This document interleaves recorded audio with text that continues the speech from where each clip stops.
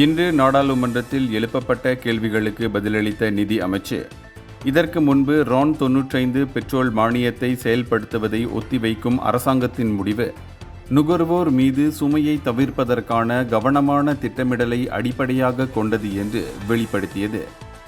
பொதுமக்கள் அதிகம் பயன்படுத்தும் RON 95 எரிபொருள் குடும்பங்களின் வரவு செலவு திட்டங்களை பாதிக்கும் என்பதால் அமைப்புகள், எண்ணெய் நிறுவனங்கள் மற்றும் பெட்ரோல் நிலையங்களுக்கு இடையில் முழுமையான ஒருங்கிணைப்பு மற்றும் கணினி சோதனைக்கு அதிகாரிகள் முன்னுரிமை அளித்து வருகின்றனர். இது பெட்ரோல் விலையின் மாற்றமும் மானியமும் சீராக செயல்படுவதை உறுதி செய்வதற்கானது. கடந்த ஆண்டு வெற்றிகரமாக செயல்படுத்தப்பட்ட டீசல் மானிய சீர்திருத்தத்தை அடிப்படையாக கொண்ட புதிய புடி 95 திட்டம் உதவிகளை திறமையாக இலக்கிடுவதையும் முறைகேடுகளை தடுப்பதையும் நோக்கமாக கொண்டுள்ளது. படிப்படியான மாற்றங்கள் பணவீக்கத்தை கட்டுப்படுத்த உதவியதுடன் 2025ஆம் ஆண்டின் 3வது காலாண்டில் 1.3% குறைந்தது. அத்துடன் உதவி உண்மையாக தேவைப்படுபவர்களை சென்றடைவதையும் உறுதி செய்கிறது.